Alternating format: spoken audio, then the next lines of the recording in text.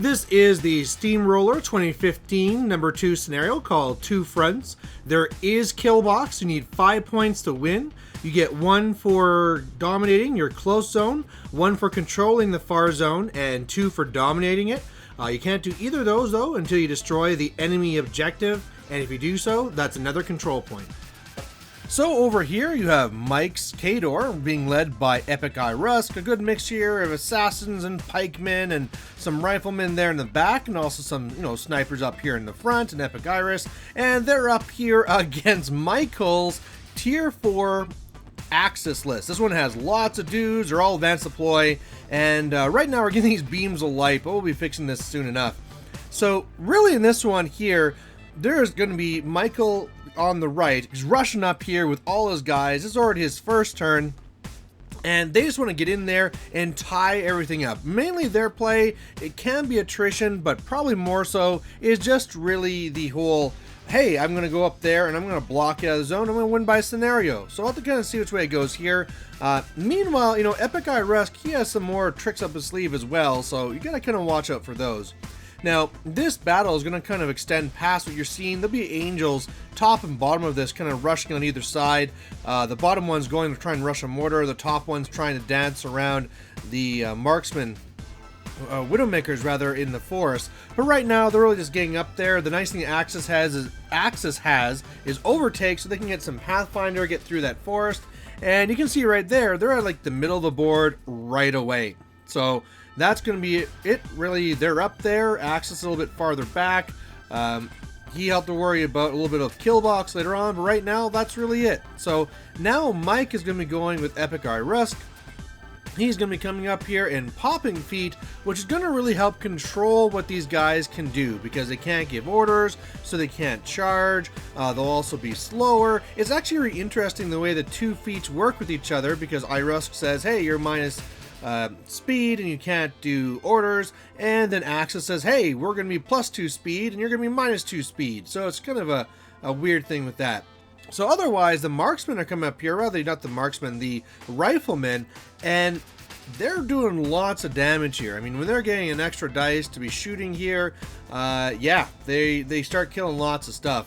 So they're doing that. Marksmen also doing, man, I keep calling them marksmen. The Widowmakers keep on doing their thing too. So, the big thing here is that there's 4 of these recursion bots are getting the souls that can bring them back.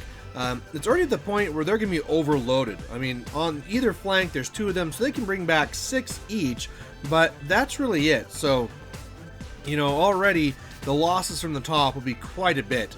Meanwhile, you can see the one Juggernaut's getting up there. The Pikeman, which got Tactical Supremacy, got up there.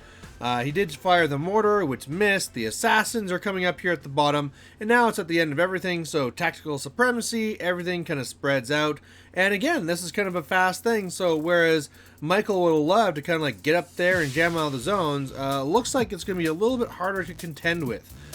Maybe on the bottom there, hey, they can go there and kill off a few of those assassins, but at the same time, they can just pop feet and charge in there anyway. So I was going to wonder if he's going to try and find a way to kill off the underboss to kind of help limit that.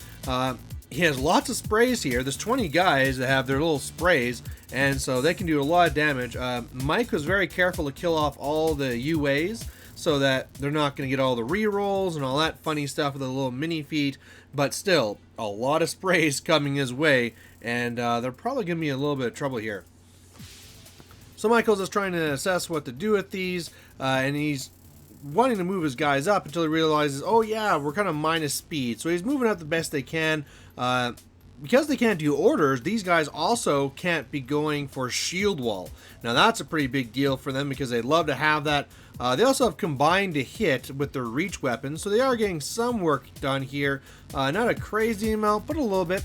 Irusk, one of the great things for him is that he lets his own guys kind of move through each other and then gives them tough here now as well. So it will be a little bit tough to kill them. If you see those little red markers going down, those will be the toughs.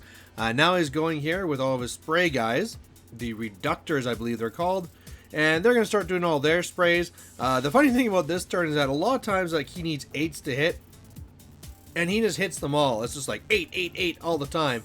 So after seeing this, it's going to keep on going and going as he goes through all these sprays he has. I was a little bit worried here about Mike. He did pretty good, shot down quite a few guys. Of course, they're going to be kind of brought back. But now with these sprays, he's going to be losing, not a lot of his Kyazi. He lost, a few of them, but enough that it kind of hurts. And now up here at the top, of course, these obstructors are going to be brought back. And then they're going to start attacking and really killing off these pikemen. Not totally wiping them out or anything like that, but really, really reducing them to a pretty small amount so that they're not super, super effective anymore. So after seeing this, I was a little bit worried. I mean, of course, he does still have a lot of shooting here. Axis did not pop feet. I was kind of wondering if he would charge up and pop feet, but he decided not to do that. The Jax is kind of moving up to place. Axis is really just camping just to kind of stay safe. And now it's back to Mike again. So this is the first turn where things can score. But I mean, with all these dudes, that'd be pretty difficult. But we'll see what Mike does. So right here, he's just trying to make sure he knows all the defense and the armor.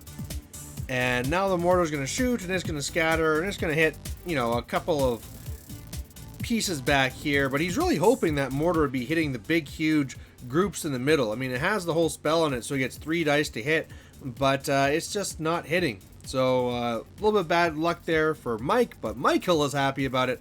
Otherwise, now at the top, he's going to start shooting up here, and man, again, a big part of this again too, keep in mind that shield wall was not up because they couldn't give orders or receive orders, but these guys are just going to start getting decimated. Pretty much for every one of these guys that shoots, they hit, and then they just need to roll a 5 to kill. And so they're loading up these guys here with the little tokens to bring them back, but that doesn't really help them if they get wiped out. And that's actually after the marksman and everybody go. That's exactly what's going to happen up here. Both units from the top are going to get completely wiped out. Now keep in mind, there's still some angels up there that are dancing around. You can kind of see the one on the bottom there. But yeah, losing all that infantry so you can't bring them back, that's the real weakness of the list. If they lose them all, they just can't bring them back. They can use those same tokens to bring them back from like the other unit, but now all of a sudden you get like four trying to go onto one, and of course you can just try and focus on them as well. So now he's taking a few shots at the guys at the bottom. Then after that, he still has the pikemen and the assassins that can need to charge in. He's trying to wonder where he should go for these pikemen, whether he should be just charging into the jack or trying going after against the ugly face bot to bring things back. He actually rolls fairly well, takes it out with just 1 charge, so there's one of them down anyway, not that he didn't have very much to bring back. But one of the things you're going to see here is, remember we said it's going to be hard to score? Well, Irusk is in that top zone, and it's now clear. So, yeah, he's going to be dominating that for 1 point. And he's not, happy with that. He's still going. All these Kyazi assassins popping their mini feet, charging through, really trying to get to all the reductors at the back, all the ones that can do sprays, trying to kill all of them off, of course. And, yeah, man, I mean, again, charging Kyazi, they have really good mat. Even if they don't have a gain going for them, they still have amazingly high mat. Of course, on the charge, their weapons are going to be well enough to kill unless they roll like triple 1s or something. So yeah, those reductors slaughtered.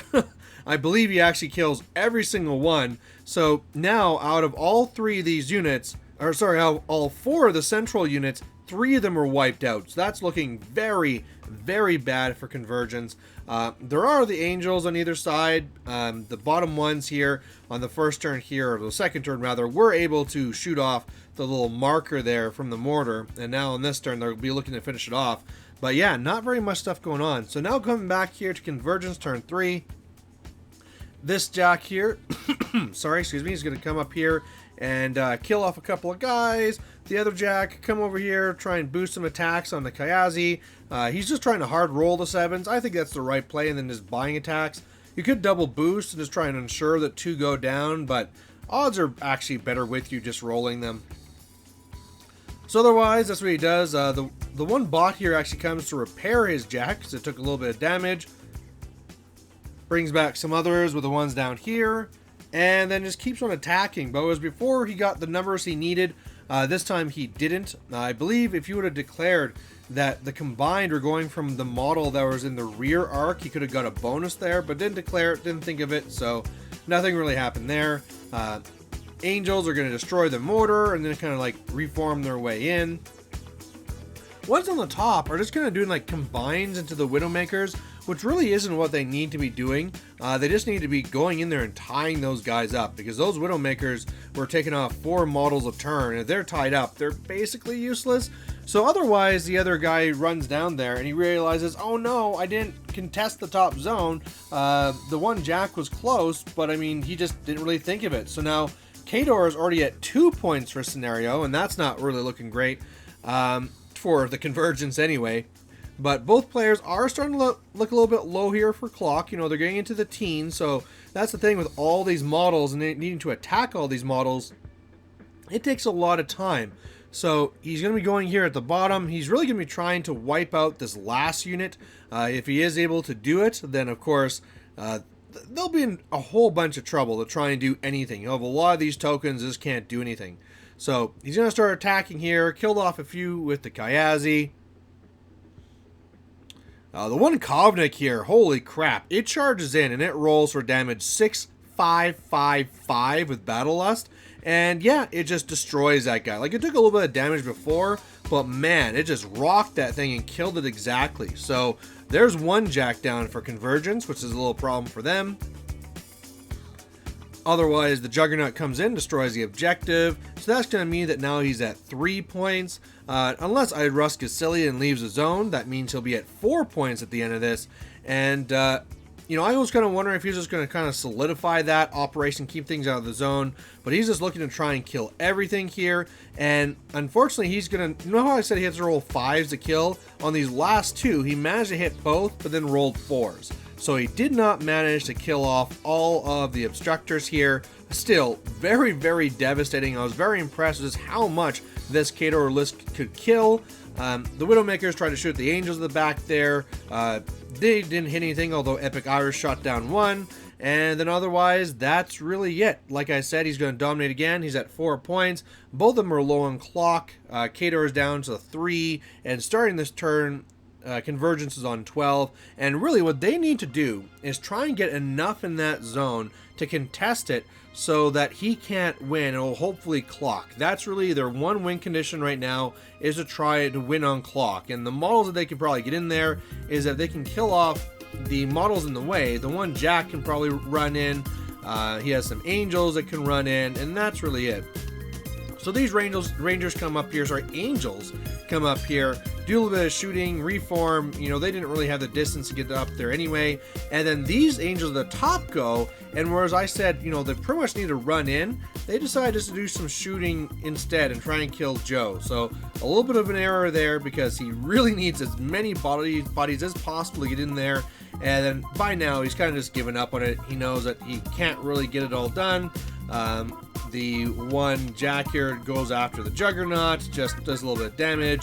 He brings back a few of his obstructors. They do a few attacks, miss, pretty much all the way across the way. And now actually, Axis is going to try and get in and dirty. He is going to be casting Overtake or whatever, so he gets Pathfinder, charges across into this, and he has Beat Back, so he's kind of hoping he can get back maybe somewhere near the caster, but really it's just not enough. So he's going to kill a few guys here, or one guy, and that's really it. So at the end of his turn, Khador will dominate again and win by scenario. So the game just ended here with Khador winning on scenario. What are you guys' thoughts on the game? It's a lot of guys. I'm surprised though, you killed them very quickly. I've played against enough cricks with Mechanics rolls to know, like, this whole side, just ignore them. Focus fire one group at a time. Because it's like, if I could kill, like, the turn that I missed, where I rolled 4s, so I couldn't even crack armor. I was too short of killing that whole unit, but Winter Guard Rifle Corps, champs, always champs is good. I'll say too, like, these guys are shield guards, aren't they? Yeah, and I was completely blanking on that. Oh, to an okay. extent. Might have affected things to an extent. Simply Save a because couple there was enough, right, there was the one time where you just cleaned off the last guy over here and I could have shielded him. So, yeah, it's still a newer list to me. I've only played it a couple of times at this point. I think a big thing that the Angels had to do over there too is just tie up the marksman. Yeah, if I was expecting the Angels to actually engage. Yeah. Because if the Angels engage them, if they're walking away, they're taking free strikes, which they don't like. Yeah. Yeah, the Angels should have engaged. That would have, again, helped save a unit on this side. Nope. Yep.